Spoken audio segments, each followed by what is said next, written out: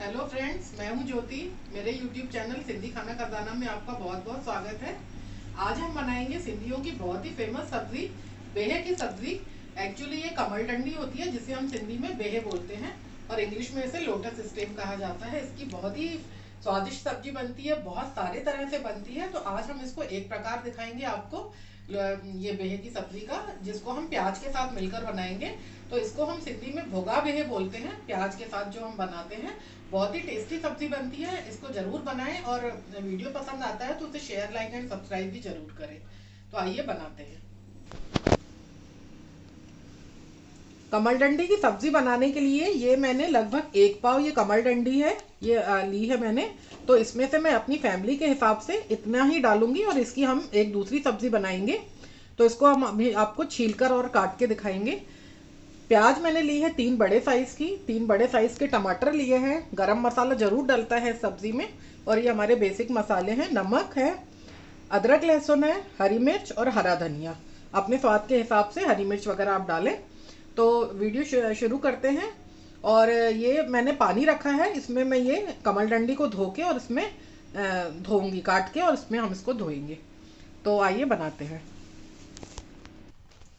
ये सब्जी हम कुकर में बनाएंगे क्योंकि जो कमल डंडी होती है वो बहुत हार्ड होती है, उसको आसानी से गलती नहीं है, तो उसको कुकर में ही हम पकाएंगे। तो इसको बनाने के लिए मैं ये 2 से 3 चम्मच मैंने तेल डाला। तेल गरम होने पर अदरक लहसुन डालेंगे। ये 5 से 6 कली मैंने अदरक इसको बारीक काट लिया था और एक छोटा सा टुकड़ा बिल्कुल अदरक का मैंने कद्दूकस कर लिया था। तो इसको भूंज के इसको कुछ सेकंड ऐसे सौते करेंगे।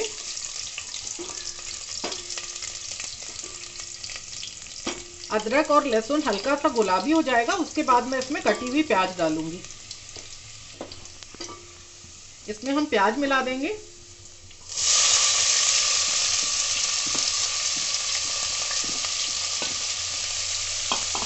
प्याज को मीडियम फ्लेम पर हम इसको भूनेंगे और तब तक भूनेंगे जब तक कि प्याज का कलर थोड़ा गहरा गुलाबी हो जाए। ना तो बहुत ज़्यादा लाल करना है और बिल्कुल हल्का भी नहीं रखना है। बीच का कलर जब प्याज में आ जाएगा तब हम इसमें आगे की प्रोसेस करेंगे। तो अभी मैं गैस, जब तक हमारा प्याज भूनता है तब तक हम ये जो कमल डंडी है हमारी, उसको मैं काट के दिखाती हूँ आपको। ये इस तरह से इसको पीलर से छील के, या तेज चाकू हो तो उसकी धार से भी ये छिल जाता है। और ये कमल डंडी लेते समय थोड़ा सा ये ध्यान रखें कि जितनी ज़्यादा ये सफ़ेद होगी दिखने में, उतनी जल्दी ये पक जाएगी और उतनी ही स्वादिष्ट होगी। और कोई कोई जो अच्छी क्वालिटी की नहीं होती है वो थोड़े लाल से होते हैं दिखने में, ये जो लोटस स्टेम, तो उनको ना खरीदे, वो पकने में, गलने में बहुत ज़्यादा टाइम लेते हैं। तो इसको मैंने छील लिया है।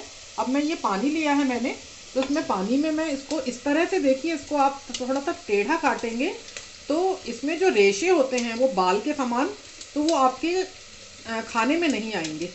तो इसको काटने की ये टेक्निक होती है कि इस तरह से थोड़ा सा इसको टेढ़ा करके काटे, तो वो रेशे मुंह में नहीं आते हैं। तो इस तरह से ये दोनों स्टेम में काट लूँगी।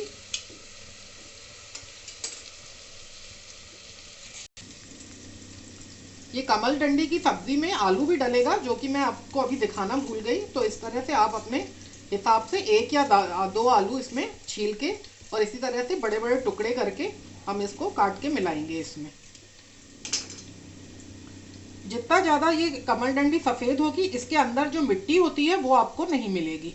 तो ये सब देखकर और कमल डंडी की अच्छी क्वालिटी की आप सब्ज़ी बनाएंगे तो आपकी बहुत अच्छी सब्ज़ी बनेगी। तो इस तरह से मैंने आलू के ये बड़े बड़े टुकड़े कर लिए।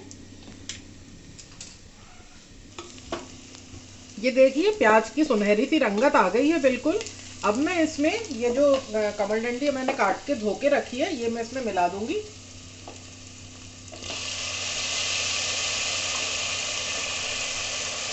आलू हम इसमें बाद में मिलाएंगे क्योंकि आलू तो बहुत जल्दी पक जाता है। तो इसको 2 सीटियां पहले इस तरह से लगवा के और फिर आलू के साथ हम इसको दोबारा पकाएंगे। तो इस तरह से मैं इसको 5-7 मिनट अभी मीडियम फ्लेम पर इसको सौते करूंगी।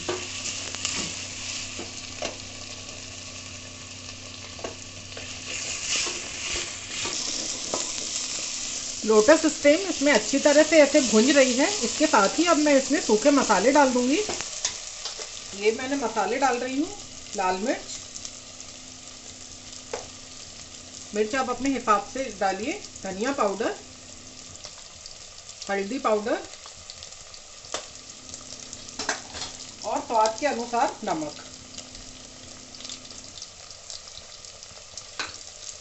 मसालों को भी अच्छे से 2-3 मिनट तक हम सौते कर लेंगे और इसमें मैं ये हरी मिर्च भी मिला दूंगी।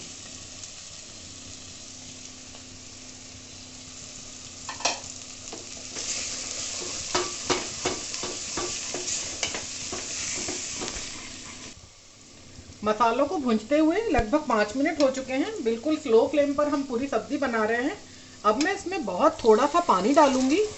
सिर्फ इतना पानी डालना है कि 2-3 विसिल में हमारी सब्जी जले नहीं।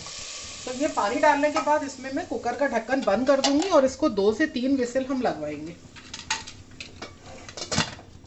उसके बाद हम आगे का बताएंगे आपको कि कैसे करना है। कुकर में 3-4 विसिल लगने के बाद मैंने गैस ऑफ कर दिया था। अब मैं इसको खोल के देखती हूँ।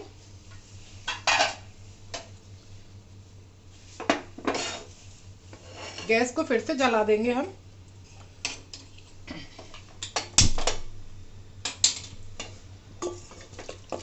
ये देखिए, अब हम इसको देखेंगे कि हमारी कमरडंडी कितनी गल चुकी है।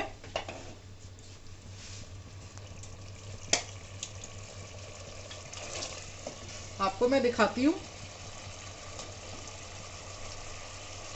ये देखिए, ये 50 to 60% पक चुकी है। अब इसको मैं और टमाटर डाल के और इसमें विसल्स लगवाएंगे हम। तो इसको हम सब्जी को ऐसे इस तरह से भूंजते भी जाएंगे और ये जो टमाटर काट के रखे थे ये मैं इसमें मिला दूंगी और टमाटर को 7 से 8 मिनट तक हम मीडियम फ्लेम पर पकने देंगे।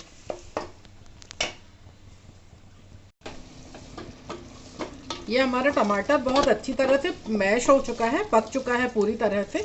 अब मैं जो आलू काट के रखा था इसमें ये आलू मिला दूंगी, थोड़ा सा हरा धनिया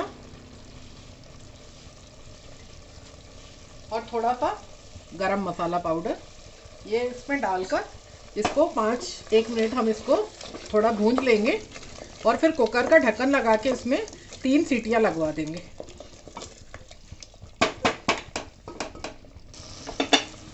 अब हमारी सब्जी बहुत अच्छे से भुन चुकी है, सुंदर सा कलर आ गया है सब्जी में। अब इसको कमरडंडी और आलू को पकाने के लिए अब मैं इसमें थोड़ा सा पानी डालूंगी। बहुत ज़्यादा पानी नहीं डालना है और इसमें हम 3 से 4 विसिल लगवा देंगे।